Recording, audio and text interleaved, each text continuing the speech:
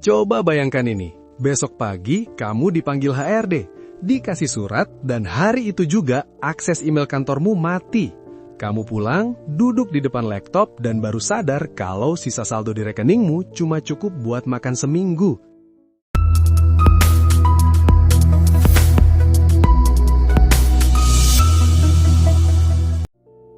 Kebanyakan dari kita merasa aman cuma karena masih punya gaji, padahal statusmu itu cuma berjarak satu surat pemecatan dari kemiskinan.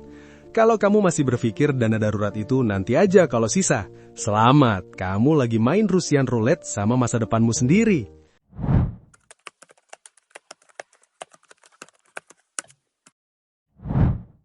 Kita sering terjebak dalam ilusi keamanan. Kita merasa kalau cicilan lancar dan bisa nongkrong tiap akhir pekan, berarti keuangan kita aman. Padahal itu bukan aman, itu cuma bertahan.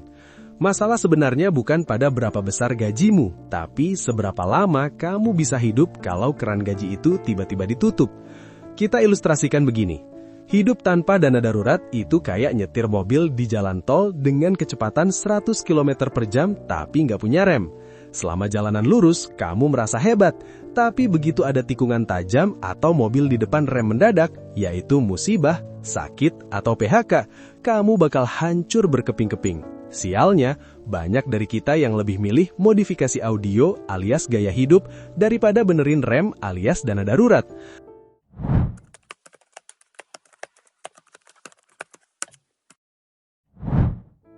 Mari kita masuk ke simulasi jujur. Ambil kertas atau buka notes di HP kamu. Pertama, hitung pengeluaran wajibmu sebulan. Kosan atau cicilan, makan, listrik, internet, sampai bensin. Anggaplah totalnya 5 juta. Kalau saldo tabunganmu sekarang cuma 10 juta, artinya nafas kamu cuma 2 bulan. Setelah itu, kamu bakal mulai pinjam sana-sini, dikejar debt collector, atau yang paling parah, hancurin harga diri demi minta-minta. Kita nggak mau kamu cuma punya nafas 2 bulan. Minimal, kamu butuh 6 bulan pengeluaran. Kenapa 6 bulan? Karena mencari kerja baru itu butuh waktu, dan stres karena pengangguran itu sudah berat. Jangan ditambah stres karena nggak bisa bayar makan. Kalau terus-terusan denial dan bilang, nggak mungkin aku dipecat, ya susah maju. Realita nggak peduli seberapa loyal kamu sama perusahaan.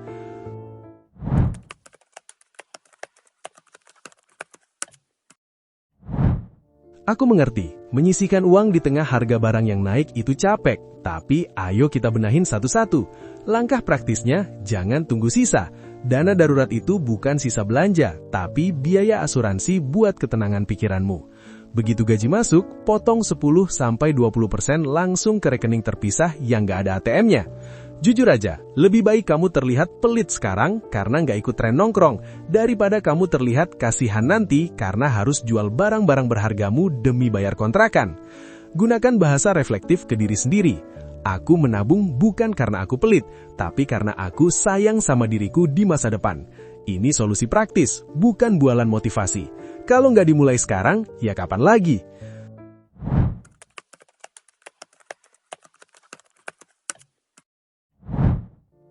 Pelajaran yang dapat kita ambil hari ini adalah dana darurat bukan soal angka di rekening, tapi soal martabat. Punya dana darurat bikin kamu nggak perlu mengemis atau ambil keputusan bodoh saat keadaan mendesak. Yuk pelan-pelan kita perbaiki bareng. Mulai hari ini, cek lagi saldo nafas kamu. Cukup buat berapa bulan? Tulis komitmen kamu untuk mulai nabung di kolom komentar. Sampai ketemu di video berikutnya.